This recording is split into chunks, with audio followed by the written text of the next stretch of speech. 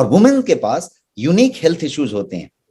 Some of the health issues जो होते हैं मेन और वुमेन का यदि कंपेयर करें तो कंप्लीटली डिफरेंट होता है वुमेन का हेल्थ इशू। और वैसा क्यों, इसकी बात करें तो मैं ये बताऊंगा कि men and women are completely different. Men different हैं, वुमेन डिफरेंट है, और इसीलिए उनका जो न्यूट्रिशनल नीड है, जो उनके पोषक तत्वों की जरूरतें हैं, वो भी डिफरेंट डिफरेंट है। और हम इसको बिना ध्यान दिए उसी हिसाब से लेते हैं जैसे कि सबके लिए एक ही होना चाहिए। तो ये डिफरेंट डिफरेंट है। और ये डिफरेंट क्यों है? क्योंकि ये दोनों डिफरेंट डिफरेंट है। बॉडी का स्ट्रक्चर डिफरेंट है, इतना ज्यादा अलग अलग है कि every cell, every organ in our bodies are affected. आप वुमेन हैं तो डिफरेंट तरीके से, मेल है तो डिफरेंट तरीके से। आपके कौन से चीज हैं, आप पुरुष हैं या महिला हैं, उस पे आपके सेल का, आपके ऑर्गन का, आपकी बॉडी का हर चीज डिपेंड करता है। हार्मोनल चेंज की बात कर रहे थे, और हार्मोन की बात करें तो ये जो पूरा का पूरा हर चीज अलग अलग डिपेंड हो रहा है, वो क्यों हो रहा है? क्योंकि वो हार्मोन की वजह से हो रहा है। एस्ट्रोजन की बात करें या एंड्रोजन की बात करें, ये दोनों के दोनों हार्मोन हैं, और ये दोनों के दोनों महिला में भी पाए जाते हैं और दोनों पुरुष में भी पाए जाते हैं। दोनों महिलाओं में पाए जाते हैं, दोनों पुरुष में भी पाए जाते हैं, दोनों के दोनों हार्मोन। लेकिन एस्ट्रोजन को फीमेल हार्मोन कहा जाता है क्योंकि उनका प्रोडक्शन महिलाओं में ज्यादा मात्रा में होता है। और ऐसा नेसेसरी इसलिए है कि वो जो है नॉर्मल सेक्सुअल डेवलपमेंट के लिए महिलाओं की उसकी जरूरत है एस्ट्रोजन की। जब हम फीमेल के मेंस्ट्रुअल साइकिल की बात करें, उसके लिए जरूरी है वो एस्ट्रोजन की। हम यदि उनके प्रेगनेंसी की बात करें, उनके लैक्टेशन की बात करें, तो ये जो चाइल्ड बियरिंग मंथ्स जो होते हैं उनकी बात करें, हर जगह पे उन हॉर्मोन्स का बहुत ज्यादा लेना देना है। इसीलिए उस एस्ट्रोजन का प्रोडक्शन उन महिलाओं में ज्यादा होता है।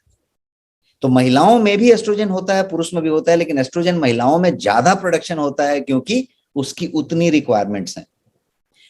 ठीक उसी तरीके से एस्ट्रोजन मेल हार्मोन कहा जाता है और एंड्रोजन मेल हार्मोन कहा जाता है, और एंड्रोजन का प्रोडक्शन मेल में ज्यादा होता है, इसलिए इसे मेल हार्मोन कहा जाता है। तो मैं बात कर रहा था कि मेल और फीमेल दोनों डिफरेंट डिफरेंट है।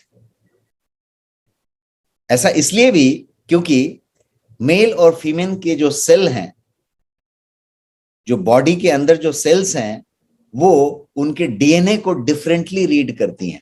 मेल में डिफरेंटली रीड करती हैं, फीमेल में डिफरेंटली रीड करती हैं। इतना डिफरेंस है। एंड डू यू नो एक इंटरेस्टिंग फैक्ट, और वो इंटरेस्टिंग फैक्ट ये है कि even the bacteria in our intestine, हमारी आंत में जो बैक्टीरिया है, फ्रेंडली बैक्टीरियाज भी जो है वो भी, और जो उसके अंदर हमारे बाकी अंगों की बात करें, जैसे हमारे घुटने के अंदर के फ्लूइड की बात करें, तो हमारे पेट का बैक्टीरिया हो या हमारे घुटने का फ्लूइड हो, ये भी मेल के लिए डिफरेंट होता है, फीमेल के लिए डिफरेंट होता है। दोनों में बहुत जमीन आसमान का फर्क होता है। और इसीलिए अलग अलग तरीके की यदि हेल्थ तकलीफ की बात करें या इसके हेल्थ के एक्शंस की बात करें, तो वो कंप्लीट डिफरेंट डिफरेंट होता है। और इसीलिए मेरा कहना है कि इसीलिए पोषक रिक्वायरमेंट्स भी डिफरेंट डिफरेंट होंगे। और काफी इंटरेस्टिंग फैक्ट्स हैं। जैसे एक इंटरेस्टिंग फैक्ट मैं आपको बताऊं कि वुमेन जो हैं उनको 3 गुना ज्यादा संभावना होती है रूमेटॉइड अर्थराइटिस होने की पुरुष के बनिस्बत। पुरुष के तुलना में महिलाओं को रूमेटिक अर्थराइटिस होने की संभावना 3 गुना ज्यादा होती है। और इतना ही नहीं, 8 times more likely to get auto immune disorder. महिलाओं को ऑटो इम्यून डिसऑर्डर जिसको कहते हैं, वो होने की संभावना पुरुषों से 8 गुना ज्यादा होती है। एंड येट इन सब के बावजूद भी महिलाएं कम से कम 8 से 10 साल ज्यादा औसतन पुरुष से जीती हैं। महिलाओं की जो उम्र होती है, औसत उम्र, वो पुरुषों से कम 8 से 10 साल ज्यादा होती है। तो ये बड़े इंटरेस्टिंग फैक्ट्स हैं जो ये बताने के लिए मैं आपको बता रहा हूं कि महिलाएं डिफरेंट हैं, पुरुष डिफरेंट हैं, स्ट्रक्चर वाइज डिफरेंट है, हार्मोन वाइज डिफरेंट है, इनकी कोशिकाएं, इनके टिश्यूज डिफरेंटली रिएक्ट करते हैं। डीएनए को भी डिफरेंटली पढ़ा जाता है। तो ये कंप्लीट डिफरेंट है। एक और इंटरेस्टिंग फैक्ट मैं आपको बताऊं कि मेन का यूरिन जो होता है, पुरुषों का जो पेशाब होता है, वो ज्यादा कंसंट्रेटेड होता है महिलाओं की तुलना में, उसका कंसंट्रेशन ज्यादा होता है। एंड येट वुमेन को जो है ज्यादा यूरिनरी ट्रैक्ट इन्फेक्शंस होते हैं। यूटीआई जो है महिलाओं में ज्यादा होता है पुरुषों के बनस्पत। अब यहां पे आप देखिए कि पेशाब का जो यूरिन का जो कंसंट्रेशन है वो पुरुषों में ज्यादा है, एंड येट इन्फेक्शन ज्यादा महिलाओं को होता है। तो मेरा बताने का मतलब ये है कि ये बॉडी ऑल टुगेदर डिफरेंट तरीके से बना है, डिफरेंट तरीके का हार्मोन से चल रहा है और डिफरेंट तरीके के रिएक्शंस कर रहा है, इसीलिए ये जो है प्रकृति ही अलग अलग है। वुमेन एंड मेन के बारे में एक और बड़ा इंटरेस्टिंग फैक्ट है कि यदि दर्द की अनुभूति की बात करें, सारी की सारी व्याधियां दर्द हैं, सब बीमारी दर्द है, कहीं ना कहीं आपको पेन का आभास होगा। तो महिलाओं के पेन अनुभूति करने की क्षमता या उनका पेन करने का तरीका और पुरुषों का तरीका अलग अलग है। Women and men can experience pain complete different ways. इतना ही नहीं, वुमेन एंड मेन के bodies can react to drug differently. उसी पेन की जब आप दवा लेंगे तो वुमेन डिफरेंटली रिएक्ट करेगा, वुमेन का बॉडी, मेल का बॉडी डिफरेंटली रिएक्ट करेगा। तो मैं ये बताना चाहता हूं कि दर्द भी डिफरेंट तरीके से होगा और दर्द की जब दवा दी जाए तो वो भी डिफरेंट तरीके से बॉडी रिएक्ट करेगा, महिला का अलग, पुरुष का अलग। इतना फर्क है महिला और पुरुष के क्या बोलते हैं, स्ट्रक्चर में, बनावट में और उनके शरीर में। मैंने यहाँ पे हड्डी का और मेरुदंड का और त्वचा का, बाल का तस्वीर दिखाने का कोशिश किया।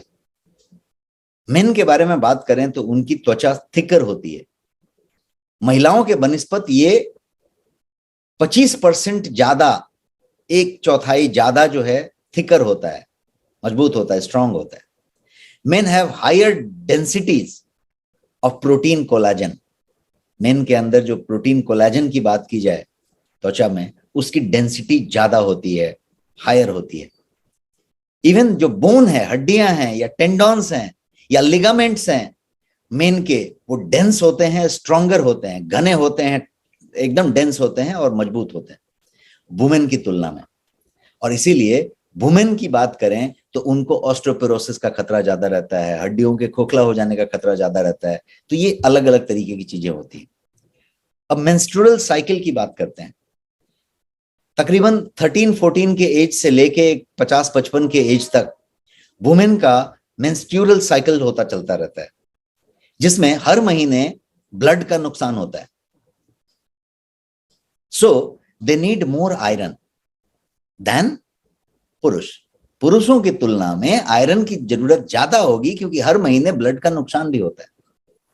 तो ये मेंस्ट्रुअल साइकिल की ही यदि बात करें तो पूरा का पूरा हार्मोनल कहानी है, बट इसकी यदि पूरी की पूरी आप व्यवस्था समझें तो ये व्यवस्था भी आपको डिफरेंट टाइप के पोषक तत्व लेने की बात करता है, न्यूट्रिशन आपका डिफरेंट होने की बात करता है। इसीलिए यदि आप जेंडर फैक्टर वाली बात करें तो पुरुष डिफरेंट हैं, महिलाएं डिफरेंट हैं। Even in terms of gaining weight, मैंने यहाँ पे जानबूझ के आपको तस्वीर दिखाने की कोशिश की कि एक पुरुष बढ़िया था, धीरे धीरे थोड़ा थोड़ा थोड़ा थोड़ा फैलता चला गया, अब एकदम हेवी हो गया। एक महिला स्लिम थी और धीरे धीरे धीरे धीरे थोड़ी सी मोटी होके और मोटी हो गई। तो ये दोनों तस्वीर को यदि आप देखें तो वेट गेन करने की यदि बात की जाए तो इस मामले में भी महिला का बॉडी डिफरेंटली रिएक्ट करता है, पुरुष का बॉडी डिफरेंटली रिएक्ट करता है। Women typically carry their body fat in their hip and thighs, whereas in case of men they carry in their tone, यहां पे बेली फैट हो जाती है। तो यदि आप देखेंगे कि हर चीज का टाइप अलग है। अगेन महिलाओं में ओबेज होने की प्रोबेबिलिटी ज्यादा होगी पुरुषों के बनिस्पत। पुरुष का भी मोटा हो सकेगा, होगा, लेकिन महिलाओं की मोटा होने की या ओबेसिटी लाने की, बीएमआई बढ़ाने, बिगड़ जाने की संभावना ज्यादा रहेगी। जल्दी मिलते हैं वुमेन हेल्थ पे अगले टॉपिक के अंदर, अगली नई वीडियो के साथ। वुमेन के लिए कैसे कैसे रिक्वायरमेंट है, हेल्थ के इशू क्या रहेंगे, वो सारी चीज़ें आपको अगली वीडियो में देखने को मिलेगा। Thank you.